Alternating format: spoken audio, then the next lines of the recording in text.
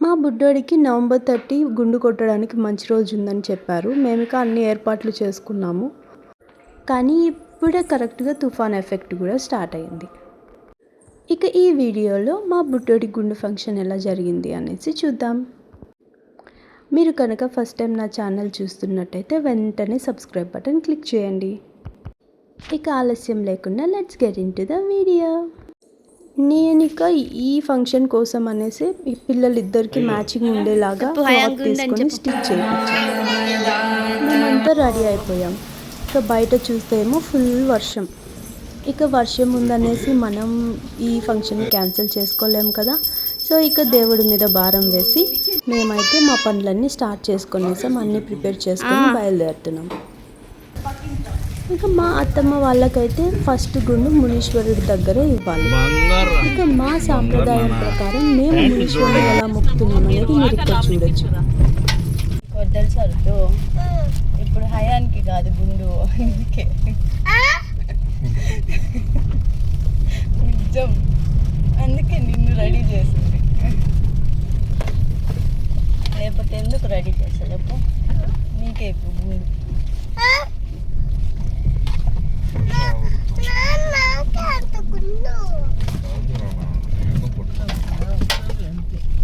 ఫైనల్గా ఈ టెంపుల్కి అయితే రీచ్ అయిపోయాం. బలి ఇవ్వటం కోసం ఇలా బ్లాక్ మేకప్ పోతుని కూడా తీసుకోవాలి. ఇక ఈ వర్షం వల్ల పెద్ద టాస్క్ ఏమైంది అంటే మాకు ఈ కట్టెలు వెలిగించడమే పెద్ద టాస్క్ అయిపోయింది. కట్టెలు బాగా వెలిగి పొంగళ్ళు కంప్లీట్ అవ్వడానికే కొంచెం టైం పట్టేసింది. ఇక వేరే వాళ్ళు మొక్కుతున్నారు. సో ఇక మేము మొక్కకూడదు, ఇప్పుడే వాళ్ళది కంప్లీట్ అయ్యాకే మేము ఎంటర్ అవ్వాలి. ఇక వాళ్ళది అయ్యేలోపు మేమైతే పక్కన క్లీన్ చేసుకుంటూ ఉన్నాం. ఇక మేము మొత్తం 6 పొంగళ్ళు పెడుతున్నాం. 5 వచ్చి మునీశ్వర్కి, 1 వచ్చి అక్కగారులకి. ఇక ఇక్కడ ఉన్న రాళ్ళనే మనం అక్కగారులుగా కొలుస్తాము. వీళ్ళే మునీశ్వరునికి సిస్టర్స్.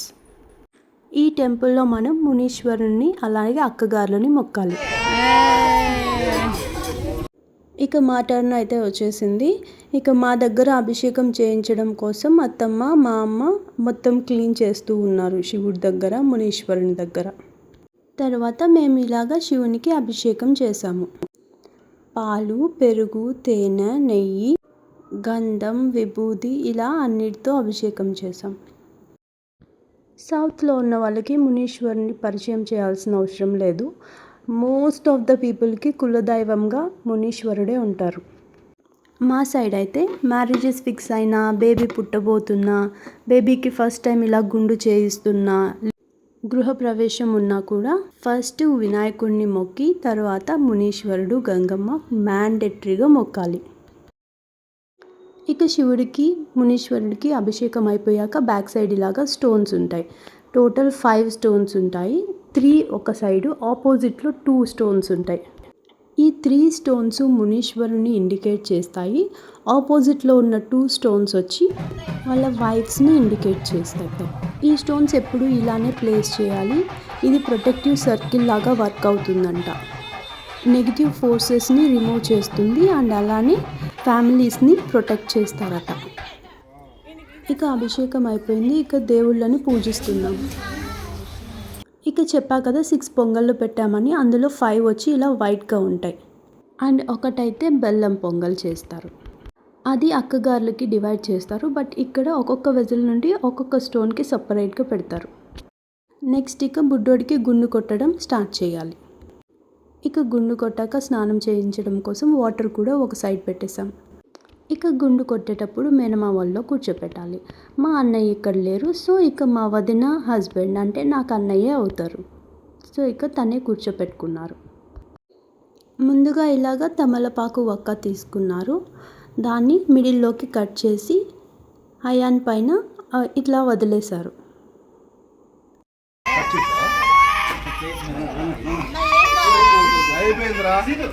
ఇంకా స్టార్టే చేయలేదు, జస్ట్ చెమ్మ చేస్తున్నారు. దానికి ఫుల్ అరుపులు.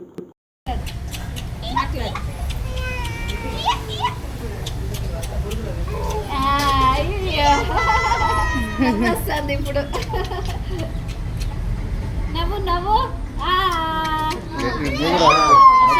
మెడ దగ్గర లేదురా.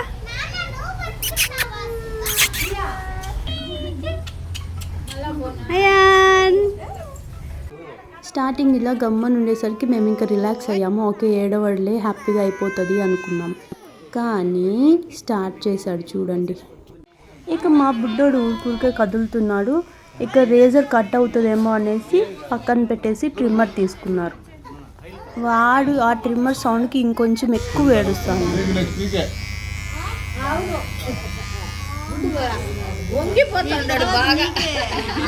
మొత్తానికి ఇచ్చిన టైంలోగా గుండు కొట్టడం అయితే అయిపోయింది. తరువాత బాబుకి అక్కడే స్నానం చేయించి శివుడి దగ్గరకు వచ్చి మళ్ళీ ధూపం అయితే ఇవ్వాలి. మేము మొక్కింది మొత్తం ఒక గ్లిమ్స్లో చూడాలి అంటే ఇక్కడ చూడండి. ఫస్ట్ అక్కగారుల దగ్గర మొక్కినాం. అందరికీ తాంబూలం అని విస్తరి వేయాలి. నెక్స్ట్ శివుణ్ణి, నందిని, అలానే మునీశ్వరుని మొక్కాం.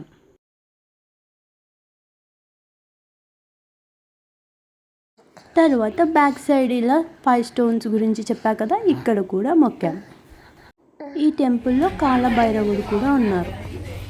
తర్వాత మేకని, కోడిని బలిచ్చారు.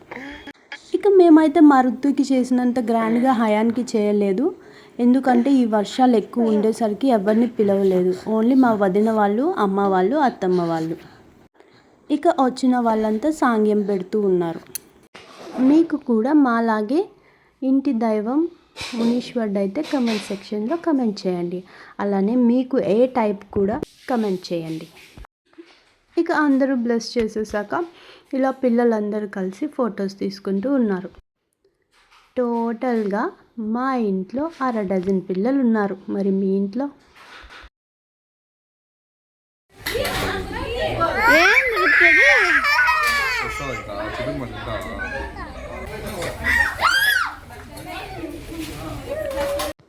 ఇక ఫొటోస్ అన్నీ తీసుకునేసాక ఇంటికి బయలుదేరాలి. ఇంతలోగా బలిచ్చిన మేకని అక్కడే క్లీన్ చేసి పీసెస్ కట్ చేసిస్తున్నారు. ఇక ఇంటికి వెళ్ళే ముందు లాస్ట్ టైం మునీశ్వరుడి దగ్గర ప్రదక్షిణ చేసి బయలుదేరాలి. ఇక 1-2 పిల్లలు ఉంటేనే మన వల్ల కాదు. అలాంటిది ఇప్పుడు అందరూ కలుస్తున్నారు. వాళ్ళ రచ్చ మీరే చూడండి. ఇక మేము హయాన్కి ఏమనుకున్నా అది ఆటంకం లేకుండా జరిగిపోతుంది. ఈ ఒక్కటనే కాదు, ఎప్పుడైనా సరే అలానే అవుతుంది. ఇక మేము అన్నీ కంప్లీట్ చేసుకొని ఇంటికి వచ్చేసరికి 12:30 అయిపోయింది.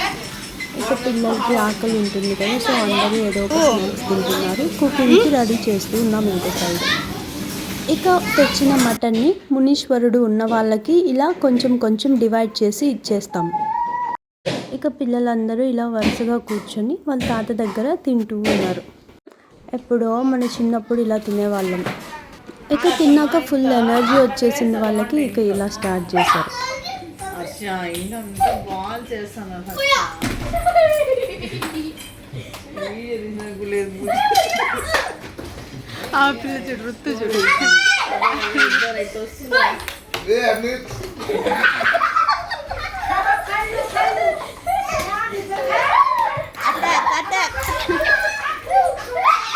మా రోజైతే ఇలా గడిచింది. Hope you like the video. Thank you for watching.